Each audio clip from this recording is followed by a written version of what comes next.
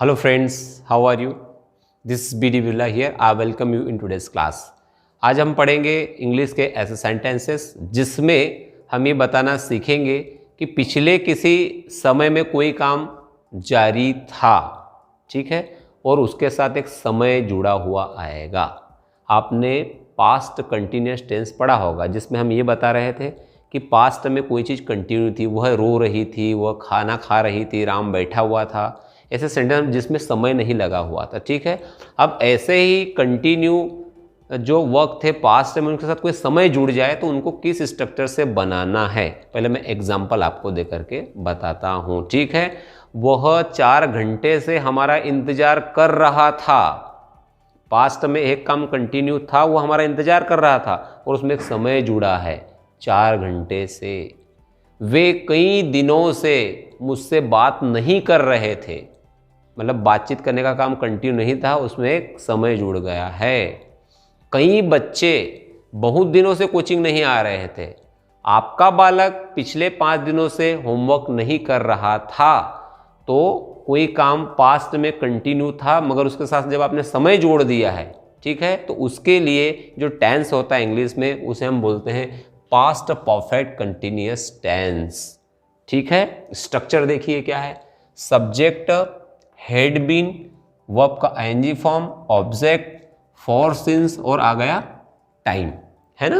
हमने इसके पहले जो टेंस पढ़ा था प्रेजेंट परफेक्ट कंटिन्यूअस, उससे मिलता जुलता है, केवल हेल्पिंग वर्ब बदलनी है हमको, हैड बीन, वहाँ हैज़ बीन हो बीन लग रहा था, यहाँ पर हैड बीन आ गया है।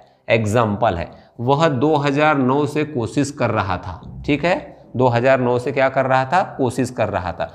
पास्ट में एक काम कंटिन्यू था, कोशिश कर रहा था, पर उसका समय जोड़ा कब से, 2009 से। वेरी सिंपल, ही या शी, ही हैड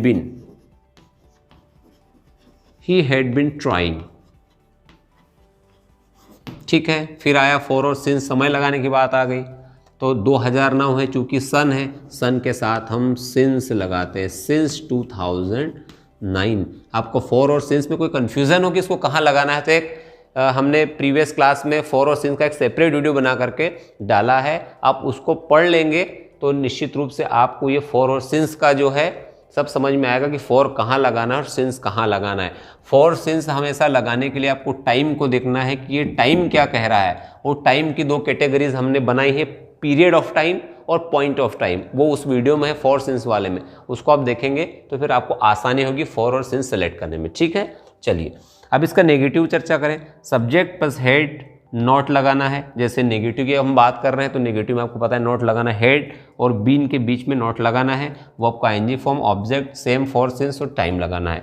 कई छात्र 5 दिनों से स्कूल नहीं आ रहे थे, ठीक है, कई छात्र 5 दिनों से स्कूल नहीं आ रहे थे, मतलब स्कूल आने का काम कंटिन्यू नहीं था, उसमें हमने जोड़ दिया समय, ठीक है। मैनी स्टूडेंट्स,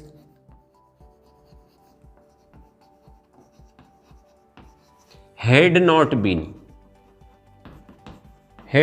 बीन कमिंग, यहाँ कर लो अटेंडिंग भी लगा सकते हैं आप, या कमिंग भी लगा दो, अटेंडिंग क्लास या coming class school, sorry coming to school.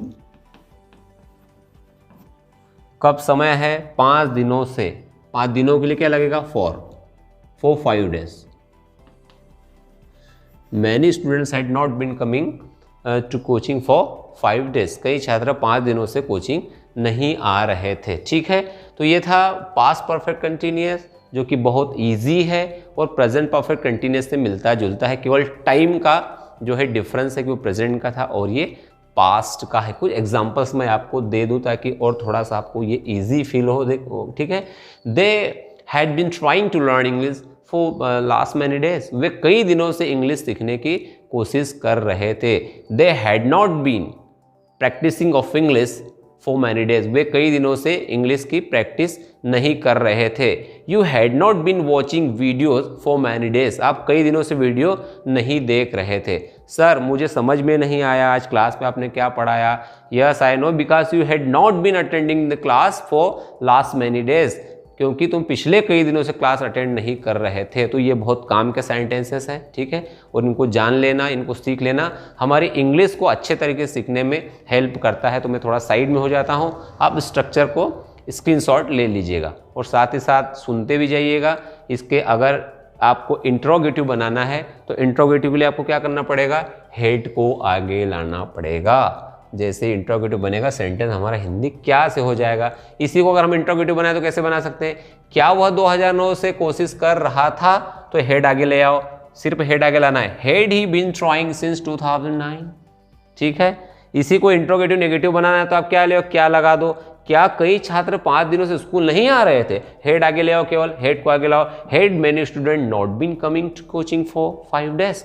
तो इंट्रोगेटिव इंटू नेगेटिव बनाना बहुत आसान है, मगर उसकी प्रैक्टिस करना बहुत ही जरूरी है। केवल ऐसा नहीं कि हमने हेड को आगे जाके रख दिया और वो हो गया इंट्रोगेटिव, हमारे माइंड में होना चाहिए, क्योंकि बोलने का सीधा जो संबंध है वो हमारे माइंड में जो सेव है डाटा, उस पर डिपेंड करता है कि वो टंग पे कैसे आएंगे। बोर्ड पे किसी चीज़ को देख लेने से इतना संभव नहीं हो पाएगा। ठीक है, ये केवल एक इन्फॉर्मेशन है जो हमें मिली है, मगर आपको इंग्लिश बोलना है, लिखना है, मतलब सुनना समझना सीखना है, तो उसके लिए आपको प्रैक्टिस ही एकमात्र और एकमात्र उसके लिए उसका इलाज है। तो प्रैक्टिस आप इसकी करें। आपने देख लिया कंसेप्ट को, देख लिया हिंदी सेंटेंस को, इसको एक पैमाना बना करके आप ऐसे बहुत सारे सेंटेंसेस बनाएं और अपने माइंड में रखें कि मुझे टाइम जोड़ने के लिए ये करना है, तब जा करके हम कहेंगे कि हमारी इंग्लिश वास्तव में इम्प्रूव होगी। ठीक है, तो उसके लिए आप प्रैक्टिस करें। कमेंट बॉक्स में भी जो है सेंटेंस 2 4 जितना भी आपको समय मिले बिल्कुल बना करके रखें, ताकि हमको मोटिवेशन मिलता रहे और हम आगे और नए नए वीडियोस ला करके आपको जो है आपकी इंग्लिश इम्प्रूव कर पाएँ। ठीक है, तो आज के लिए बस इतना ही, मिलते हैं हमारे और नेक्स्ट वीडियो में। Thank you so much for watching this video.